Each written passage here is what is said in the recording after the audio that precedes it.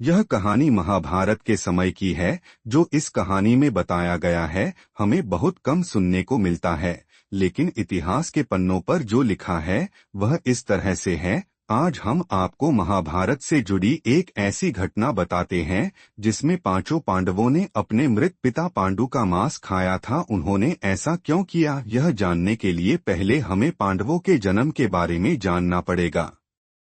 पांडु के 5 पुत्र युधिष्ठिर, भीम, अर्जुन, नकुल और सहदेव थे। इनमें से युधिष्ठिर, भीम और अर्जुन की माता कुंती तथा नकुल और सहदेव की माता माद्री थी। पांडु इन पांचों पुत्रों के पिता तो थे, पर इनका जन्म पांडु के वीर्य तथा संभोग से नहीं हुआ था, क्योंकि पांडु को श्राप था कि जैसे ही वो संभोग करेगा उसकी मृत्यु हो जाएगी। इसलिए पांडु के आग्रह पर यह पुत्र कुंती और माद्री ने भगवान का आह्वान करके प्राप्त किए थे। जब पांडु की मृत्यु हुई तो उसके मृत शरीर का मांस पांचों भाइयों ने मिल बांटकर खाया था। उन्होंने ऐसा इसलिए किया क्योंकि स्वयं पांडु की ऐसी इच्छा थी। चूंकि उसके पुत्र उसके वीर्य से पैदा नहीं हुए थे, इसलिए पांडु का ज्ञान कौशल उसके बच्चों में नहीं आ पाया था। इसलिए उसने अपनी मृत्यु पूर्व ऐसा वरदान मांगा था कि उसके बच्चे उसकी मृत्यु के पश्चात उसके शरीर का मांस मिल बांट कर खा ले, ताकि उसका ज्ञान बच्चों में स्थानांतरित हो जाए। पांडवों द्वारा पिता का मांस खाने के संबंध में 2 मान्यता प्रचलित है। प्रथम मान्यता के अनुसार मांस तो पांचों भाइयों ने खाया था, पर सबसे ज्यादा हिस्सा सहदेव ने खाया था।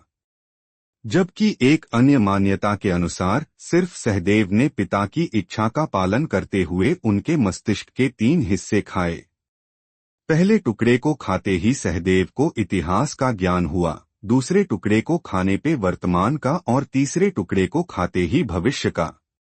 यही कारण था कि सहदेव पांचों भाइयों में सबसे अधिक ज्ञानी था और इससे उसे भविष्य में होने वाली घटनाओं को देखने की शक्ति मिल गई थी।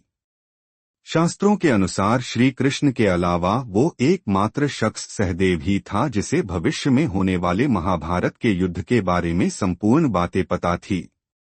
श्री कृष्ण को डर था कि कहीं सहदेव यह सब बातें औरों को न बता दे, इसलिए श्री कृष्ण ने सहदेव को श्राप दिया था कि यदि उसने ऐसा किया तो मृत्यु हो जाएगी। दोस्तों, यह कहानी पौराणिक कहानी है। इससे हमें महाभारत की समय का ज्ञान होता है और पता चलता है कि किस तरह से इस तरह की घटना हुई। यह कहानी कैसी लगी आप हमारे कमेंट बॉक्स में बताइए। फिर मिलते हैं ऐसे ही धार्मिक कहानी के साथ। नमस्कार दोस्तों।